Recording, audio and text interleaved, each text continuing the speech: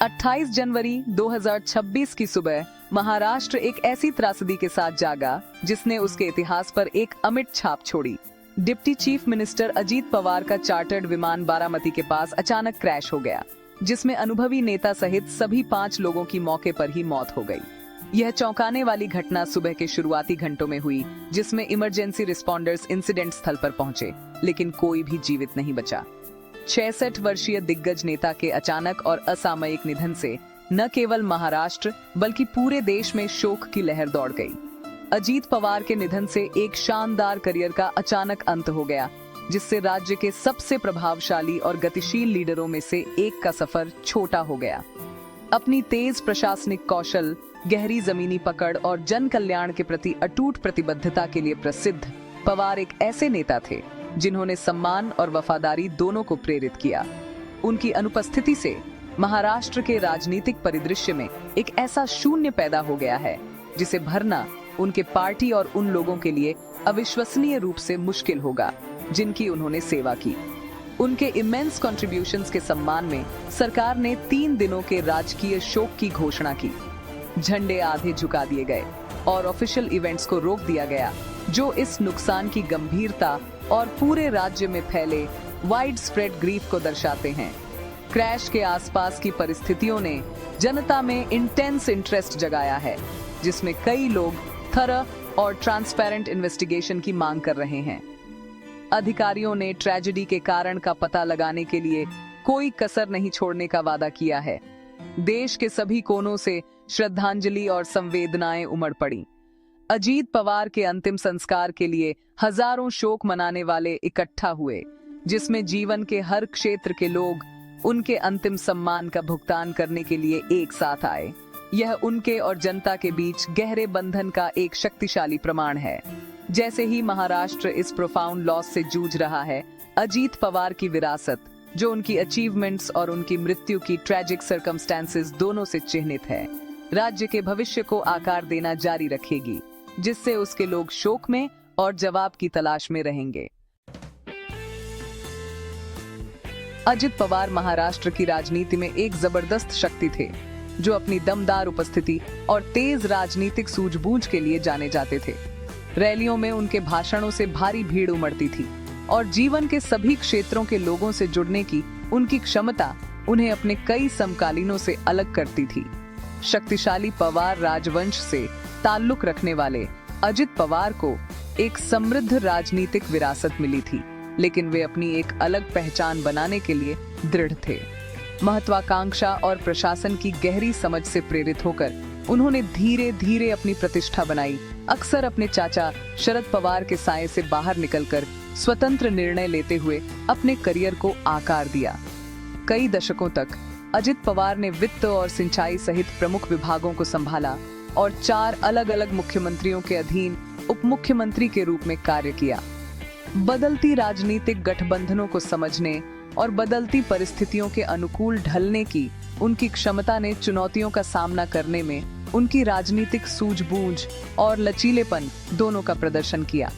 उनका करियर राष्ट्रवादी कांग्रेस पार्टी के प्रति अटूट वफादारी से चिह्नित था, लेकिन 2023 में एक नाटकीय विभाजन भी हुआ, जब उन्होंने एक गुट का नेतृत्व करते हुए एनडीए सरकार में शामिल हो गए। इस साहसिक कदम ने महाराष्ट्र की राजनीति में हलचल मचा दी और राज्य के राजनीतिक समीकरणों को फिर से परिभाषित किया। अपनी मृत्यु के समय अजित पवार कथित तौर पर झगड़ रहे एनसीपी गुटों को सुलझाने के लिए अथक प्रयास कर रहे थे, जिसका उद्देश्य महत्वपूर्ण चुनावों से पहले पार्टी की ताकत को मजबूत करना था। उनके एफर्टों ने पार्टी एकता और महाराष्ट्र की व्यापक राजनीतिक स्थिरता दोनों के प्रति उनकी गहरी प्रतिबद्धता को दर्शाया। एक निर्णायक और व्यावहारिक प्रशासक के रूप में जाने जाने वाले उन्होंने पश्चिमी महाराष्ट्र में विकास का समर्थन किया, प्रमुख बुनियादी ढांचा परियोजनाओं को आगे बढ़ाया और एक ऐसे परिणाम उन्मुख नेता के रूप में प्रतिष्ठा अर्जित की, जिसने प्रगति और दक्षता को प्राथमिकता दी। उनके निधन से उनके परिवार और पार्टी को एक अनिश्चित भविष्य का सामना करना पड़ रहा है, जिसमें उनकी विरासत महत्वाकांक्षा, उपलब्धि और विवाद से परिभाषित है। उनके द्वारा छोड़ी गई कमी को भरना मुश्किल होगा, क्योंकि समर्थक और आलोचक दोनों ही उनकी जटिल यात्रा पर विचार करते हैं। अजित पवार की कहानी जटिल वफादारियों, साहसिक निर्णयों और महाराष्ट्र के राजनीतिक परिदृश्य पर एक अमिट प्रभाव की है। एक ऐसी विरासत जो आने वाले वर्षों तक राज्य के भविष्य को आकार देती रहेगी। 28 जनवरी अजीत पवार के लिए एक आम दिन की तरह शुरू हुआ, जो मुंबई से बारामती के लिए एक चार्टर्ड बॉम्बार्डियर लियरजेट 46 में सवार हुए ताकि वे महत्वपूर्ण सार्वजनिक बैठकों की एक श्रृंखला में भाग ले सकें। पवार के लिए यह छोटी उड़ान आम थी, जिसका मकसद स्थानीय चुनावों से पहले अपने प्रभाव को मजबूत करना था। बारामती की टेबल टॉप हवाई पट्टी, जो एक पठार पर बनी है, पायलटों से सटीकता की मांग करती है, खासकर खराब मौसम में। उड़ान सामान्य रूप से आगे बढ़ी जब तक कि यह अपने दृष्टिकोण पर नहीं पहुंची, जब चुनौतीपूर्ण कोहरे और कम विजिबिलिटी ने लैंडिंग को जटिल बना दिया। रिपोर्टों से पता चलता है कि विमान अपनी दूसरी लैंडिंग के प्रयास में था जब रनवे से ठीक पहले आपदा आ गई। इस दुर्घटना में बोर्ड पर सवार सभी लोगों की तुरंत जान चली गई, जिससे एक सामान्य राजनीतिक यात्रा एक राष्ट्रीय त्रासदी में बदल गई। इस घटना ने उन जोखिमों को रेखांकित किया जिनका सामना अनुभवी नेता भी सार्वजनिक सेवा के अपने अथक प्रयास में करते हैं। महाराष्ट्र ने कुछ ही मिनटों में अपने सबसे प्रमुख लीडरों में से एक को खो दिया। ऑफिशियल रिपोर्ट्स कंफर्म करती हैं कि क्रैश बारामती में लैंडिंग के पीरियड ऑन हुआ 35 मिनट की फ्लाइट के बाद। चश्मदीदों ने एयरक्राफ्ट को नीचा उड़ते देखा, फिर अचानक क्रैश हो गया और फिर धुआं और आग लग गई। फ्लाइट ट्रैकर डेटा दिखाता है कि पायलट्स ने दूसरी लैंडिंग की कोशिश की, शायद खराब विजिबिलिटी या दूसरी मुश्किलों की वजह से। गो अराउंड, एक स्टैंडर्ड सेफ्टी मैन्यूवर, डिजास्टर में खत्म हो गया, जिसमें ऑन बोर्ड सभी 5 लोग तुरंत मारे गए। इमरजेंसी सर्विसेज ने एक्सेलरेटी से रिस्पॉन्ड किया, लेकिन क्रैश की सीरियसनेस ने कोई सर्वाइवर नहीं छोड़ा। ब्लैक बॉक्स मिल गया है और अब एनालिसिस किया जा रहा है, जिससे आखिरी पलों के बारे में क्रिटिकल डिटेल्स पता चलने की उम्मीद है। इन्वेस्टिगेटर्स वेदर, मैकेनिकल फेलियर और पायलट एरर को पॉसिबल कारणों के तौर पर देख रहे हैं।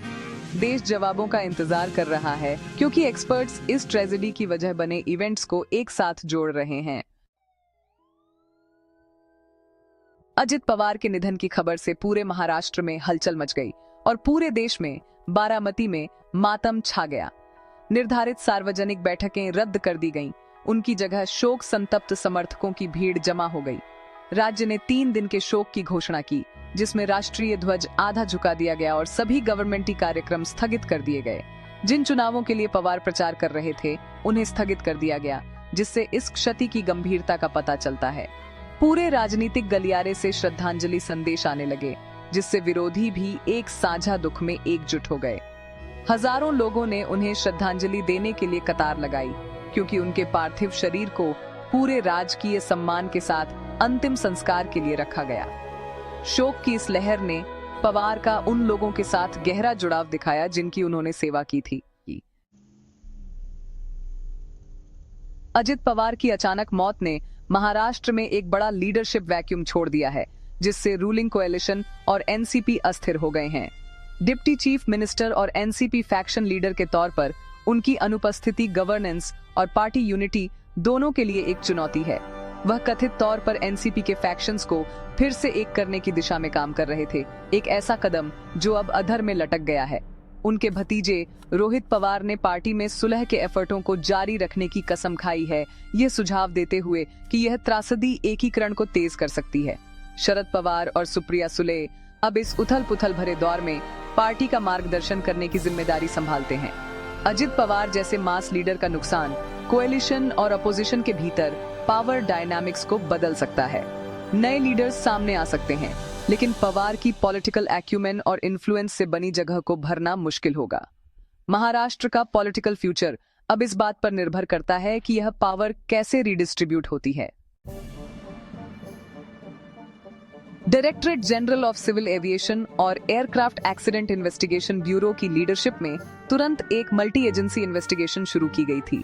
ब्लैक बॉक्स, जिसमें कॉकपिट वॉयस और फ्लाइट डेटा रिकॉर्डर हैं, एयरक्राफ्ट के लास्ट मोमेंट्स को फिर से बनाने के लिए एनालाइज किया जा रहा है। क्रैश के हाई प्रोफाइल नेचर ने एक बड़ी जांच की मांग को बढ़ा दिया है। कुछ लीडरों और परिवार के सदस्यों ने फाउल प्ले की पॉसिबिलिटी के बारे में चिंता जताई है। पैसेंजर लिस्ट में discrepancies, last minute crew change और मौसम की स्थिति, ये सब स्क्रूटनी में है। अथॉरिटीज इंसिस्ट करती हैं कि सभी पॉसिबिलिटीज, जिसमें मैकेनिकल फेलियर, ह्यूमन एरर और सैबोटाज शामिल हैं, उनकी जांच की जा रही है। एक प्रिलिमिनरी रिपोर्ट जल्द ही आने वाली है, क्योंकि देश क्लैरिटी और क्लोजर का इंतजार कर रहा है। इन्वेस्टिगेशन के फाइंडिंग्स पब्लिक के डाउट्स को दूर करने और अकाउंटेबिलिटी सुनिश्चित करने में बहुत इंपॉर्टेंट होंगे। अजीत पवार के चले जाने के बाद पूरे भारत से श्रद्धांजलि संदेशों की बाढ़ आ गई, जिससे उनके प्रभाव और दशकों की जनसेवा में उनके गहरे रिश्तों का पता चलता है। बस्लिंग शहरों से लेकर दूर दराज के गांवों तक लोग एक ऐसे नेता को सम्मान देने के लिए इकट्ठा हुए, जिनकी उपस्थिति ने अनगिनत लोगों के जीवन को छुआ और जिनके फैसलों ने महाराष्ट्र के भविष्य को आकार दिया। प्रधानमंत्री मोदी और विपक्षी लीडरों ने समान रूप से उनके निधन पर शोक व्यक्त किया। उनकी जनसेवा के प्रति अटूट समर्पण और महाराष्ट्र पर उनके परिवर्तनकारी प्रभाव की प्रशंसा की। भावुक बयानों में उन्होंने राजनीतिक संबद्धता की परवाह किए बिना सभी नागरिकों के कल्याण के लिए मतभेदों को कम करने और अथक प्रयास करने की उनकी क्षमता को याद किया। कांग्रेस अध्यक्ष खड़गे और अन्य ने उनकी गतिशीलता और उल्लेखनीय प्रशासनिक कौशल को याद किया, जबकि उद्योग और सामाजिक लीडरों ने उनकी सुलभता, व्यावहारिकता और हर आवाज को सुनने की इच्छा पर प्रकाश डाला। कई लोगों ने बताया कि उन्होंने कैसे विविध समूहों को एक साथ लाया, चुनौतीपूर्ण समय में संवाद और प्रगति को बढ़ावा दिया। ग्रामीण महाराष्ट्र में किसानों और मजदूरों ने एक ऐसे नेता के खोने का शोक मनाया, जिसे वे प्यार से दादा कहते थे, जिन्होंने उनके उद्देश्यों का समर्थन किया और विपरीत परिस्थितियों में उनके साथ खड़े रहे। उनकी नीतियों और व्यक्तिगत आउटरीच ने अनगिनत परिवारों को आशा और ठोस बदलाव दिए। उनके परिवार, जिसमें शरद पवार और रोहित पवार शामिल हैं, ने एकता और प्रगति के लिए उनकी स्थायी इच्छा के बारे में बात की। उनके काम को जारी रखने और उन मूल्यों को बनाए रखने की कसम खाई, जिन्हें उन्होंने पोषित किया था। उन्होंने व्यक्तिगत यादें साझा की, सार्वजनिक व्यक्ति के पीछे के व्यक्ति को उजागर किया, एक समर्पित बेटे, पति और पिता। उच्चतम कार्यालयों से लेकर ग्रास रूट्स तक की श्रद्धांजलि एक जटिल, सम्मानित और गहराई से जुड़े नेता का चित्र प्रस्तुत करती है। पीढ़ियों और समुदायों में वफादारी और प्रशंसा को प्रेरित करने की उनकी क्षमता उनकी अनूठी विरासत का प्रमाण है। अजीत पवार का अचानक जाना महाराष्ट्र के दिल में एक अनडिनाएबल खालीपन छोड़ गया है, एक ऐसी चुप्पी जो राज्य के हर कोने में महसूस की जाती है। उनके जाने का शोक केवल उनके सहयोगियों द्वारा ही नहीं, बल्कि उन आम लोगों द्वारा भी मनाया जाता है, जिनके जीवन को उन्होंने छुआ था। उनकी विरासत आने वाले वर्षों तक राज्य की राजनीति को आकार देगी, भविष्य की पीढ़ियों को उसी जुनून, दूरदृष्टि और प्रतिबद्धता के साथ सेवा करने के लिए प्रेरित करेगी, जिसने अजीत पवार की उल्लेखनीय यात्रा को परिभाषित किया।